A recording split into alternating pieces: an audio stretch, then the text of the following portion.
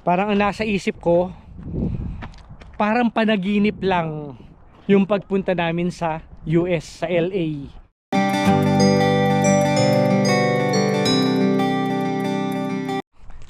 Yan, magandang araw mga kapanyero. Welcome back po sa ating channel. Ito, palakad-lakad lang tayo, kababalik lang natin dito sa Edmonton. Makita nyo naman yung mga kapaligiran natin, oh. Ito na naman tayo sa snow, di ba? Pero ang kagandahan dito mga kapanyero, medyo mainit ang sikat ng araw ngayon dito. Nakita nyo, nagtutunaw na. Yung mga iba wala na, di ba? Pero ito sa side na to, medyo mataas pa to, makapal pa yung snow rito. Pero hanggang ngayon parang lumulutang pa rin yung isip ko na dahil nga yun, halos isang buwan tayong nagbakasyon sa LA, na kung saan saan tayo nagliwaliw, kung saan saan tayo namasyal, di ba? Parang napakasaya ng mga pangyayari na nangyari sa amin sa US noong mga panahon na bakasyon namin. Para ngayon, ito na naman, di ba? Ilang araw na kaming nandirito, pero hanggang ngayon yung isip ko parang nasa US pa rin. Para bang panaginip lang yung mga nangyari. Ang sitwasyon kasi namin sa Canada, syempre pagtatrabaho ka, di ba? Trabaho para makapag-ipon ka naman ng bakasyon. Ganun eh. So sa loob ng isang taon namin pagtatrabaho, ang naiipon naming bakasyon, isang buwan. Katulad ko, sa loob ng 12 taong ko sa GFS, sa Gordon na pinagtatrabahuhan nating warehouse. So allowed ako, o yun yung benefits ko, na makakuha ng isang buwan na bakasyon. Pagka magbabakasyon ka ng hindi busy yung kumpanya, yung warehouse na pinagtatrabahuhan natin, pwede ka pa makakuha ng isang linggo bakasyon, na pwede ka makakuha ng dire-diretso. Pagka ganun kasi, pagka 5 weeks na bakasyon ang ginagawa namin, umuwi kami sa Pilipinas. So tayo mga kapanyero, halos 1 month ang nakuha nating bakasyon itong nakaraan natin. Napakatagal din doon, di ba? Napakatagal din na bakasyon yun, na napakarami rin naming narating sa US noong mga time na yon. Kaya ngayon mga kapanyero, eto na naman, para akong nananaginip na para bang yung pangyayari sa US parang panaginip lang. Siyempre yung pagpunta natin sa US, sa LA, para bang ang tagal din namin plinano na kung saan mga pupunta, kung ano mga gagawin, na hindi natin mga ine-expect na napakarami naming napuntahan na wala sa plano. Ganun eh. Para bang yung isip ko, para bang nananaginip lang ako na nakarating ng US na yon. Balik na naman tayo sa mga snow na yan, sa lamig ng Edmonton. Eto na naman tayo, di ba? Na para bang nami-miss ko yung naka-t-shirt ka lang sa San Diego. Ganun eh. Parang napakasarap maglakad roon, di ba? Ito, palakad-lakad lang ulit tayo ngayon dahil nga sa mga susunod na araw pa ako papasok. Kasi alam nyo naman na para bang lutang na lutang pa yung isip ko. Hindi pa ako makapagtrabaho ng maayos, hindi pa ako, baka magkamali-mali lang ako sa trabaho natin. Dahil alam nyo naman na ang trabaho natin, pagka nagkamali ka ng mga produkto, syempre mawawalan ka ng incentive, mawawalan ka ng benefits nung buong linggo na yon.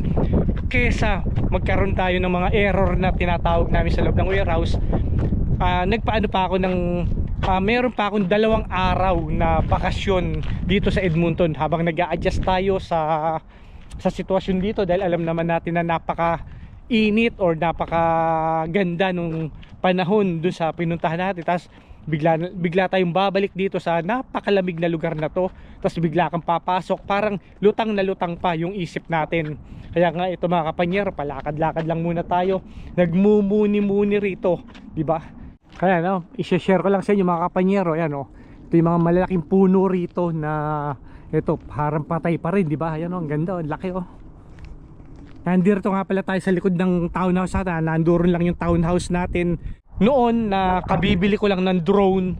Yan, dito ko kagad pinalipad yan sa area na to, kasi nga open na open dito, di ba? Diyan ko pinagpa-practicean yung drone na una natin pagpapalipad dito. Ito, kung natatandaan nyo itong lugar na to. Kaya ito, na-share ko lang sa inyo yung mga kaganapan dito, kung nasa na naman tayo, na nag-iisip na naman ako kung paano ako magkakaroon ng isang buwan uling bakasyon para makabalik tayo, makapamasyal tayo, makapag-share ako ng mga ibang pupuntahan natin sa mga susunod na panahon. Dahil alam nyo naman na kailangan magtrabaho tayo para makakuha ulit tayo ng isang buwan na bakasyon. Ganun ganun ang ng sitwasyon. Kasi nga, 'di ba? Nasabi ko naman 'to sa mga nauna nating video nung nasa LA tayo, na may mga balak rin kami na mag-uwian sa susunod na taon sa Pilipinas. So kailangan maghanda tayo, mag-ipon na naman tayo ng bakasyon, 'di ba? Ito, kailangan makakuha tayo ng 5 linggo na bakasyon sa mga susunod na taon, 'di ba? So lumabas ako para ayan, mag-video lang, mag-share lang sa inyo na nandito na tayo ngayon sa Edmonton. Pupunta nga pala tayo, ito yung kadiretsuhan nito, di ba? Pupunta tayo rito sa 7-Eleven nga pala.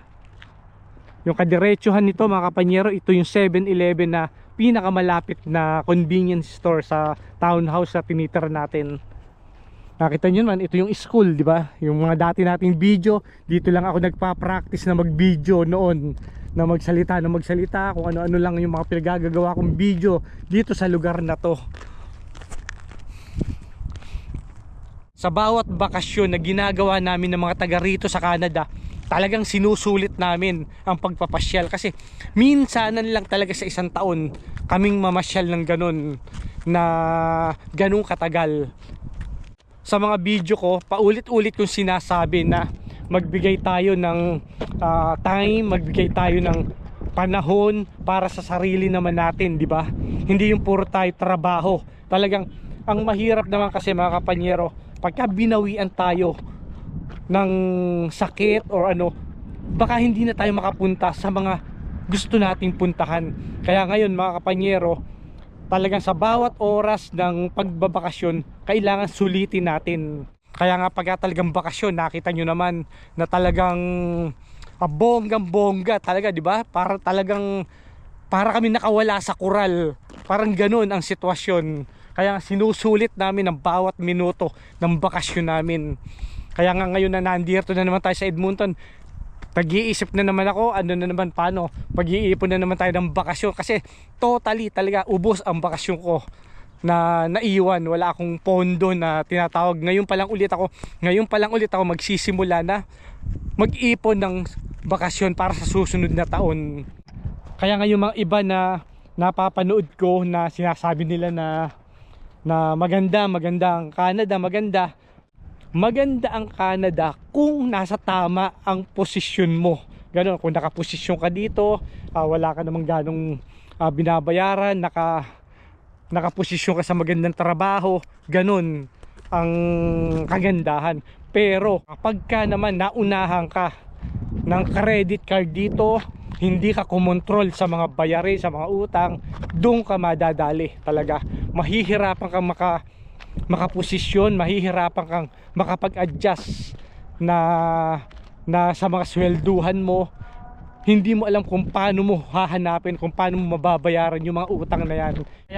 Kaya nga isineshare ko lang sa inyo kung ano yung totoong sitwasyon namin dito.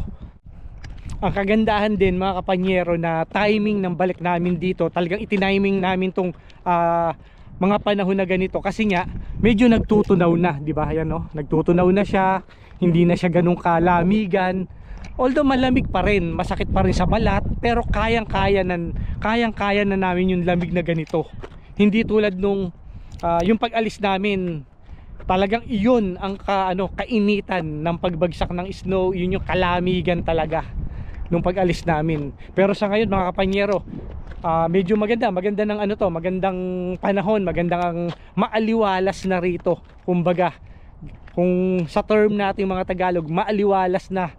Hindi ka pa pwedeng mag t-shirt, hindi ka pa pwedeng mag sweatshirt. Malamig pa rin kung tutuusin. Pero kayang-kaya na yun lamig. Makakapag-stay ka na ng matagal dito sa labas na ganito. Kahit na puro yelo yan, okay na yan. Hindi ganun kalamigan. Nakita nyo naman yung dalawang bata rin, palaro-laro lang, oh. Yan yung playground nila. Dahil nga ito, di ba, mga kapanyero, school, elementary school to eh. Sa mga oras dito mga kapanyero, parang ang nasa isip ko, parang panaginip lang yung pagpunta namin sa US, sa LA. Dahil nga parang sa tagal ng plano, sa tagal ng pag-uusap namin kung saan tayo pupunta, ganito pupuntahan natin, mga ganito. Tapos isang iglap, nandito na ulit tayo sa Edmonton. Parang isang ganun lang yung bakasyon. Parang isang click lang eh. Parang ganun ang nararamdaman ko ngayon. Parang hindi pa rin ako makapaniwala na tapos na ba yung halos isang buwan namin pagbabakasyon, pamamasyal, pagro-road trip, paglo-long drive, pagjo-joyride natin doon, pamamasyal sa mga magagandang tanawin. At higit sa lahat mga kapanyero, yung mga pagkain natin sa mga local food doon. Although hindi ako nakapag-video talaga. Hindi ako nag-video ng yung mga kinakainan namin sa labas. Ang mga binidyo ko lang kasi doon yung mga local food nila, kasi yun yung mga hinahanap talaga namin sa pagpunta namin sa isang lugar nga pala. Ang talagang gusto rin naming mapuntahan, ang gusto naming matikman, yung local food ng bawat lugar. Hindi kami pumupunta sa mga restaurant, hindi kami kumakain sa mga restaurant na meron din dito sa Canada, kasi alam nyo naman na ang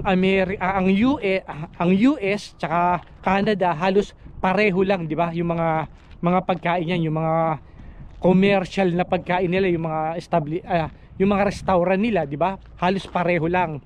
So sa pagpunta namin kasi sa LA, ang talagang hinahanap namin, lalong-lalo na yung pagpunta natin sa Las Vegas, di ba? Karamihan sa mga pagkain sa Las Vegas kasi nandito rin sa Canada, yung mga style ng mga pagkain nila. So ang mga talagang pinuntahan namin talaga, yung mga local food ang hinahanap namin. Yun nga, yung isang video natin na nakain ko, di ba? Yung Mexican menudo, di ba?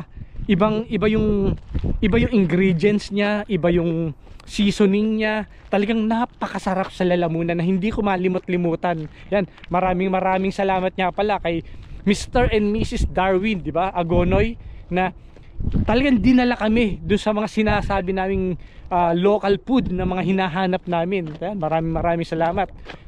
May mga pinuntahan kami mga restaurant doon, pero hindi ako nakapag-video talaga. Ang talagang binidyo ko yung mga kakaiba, yung mga local food nila na mga pagkain. Yan. Kaya nga tuwan-tuwa ako mga kapanyero, i-search ko pa rin yun, yung kung paano yung ingredients, kung paano lutuin yung menudo ng Mexico. Yun, yung tuwalya ng baka, ang ang ingredients niya, merong corn, ganun eh. Pero ang hindi ko lang maano kung ano yung seasoning talaga, na bakit yung suwabing-suwabe yung sa lalamunan yung pagkain na yon, na talagang gustong-gusto ko, hindi ko mahalimutan yung isang putahin na yon na Mexican menudo.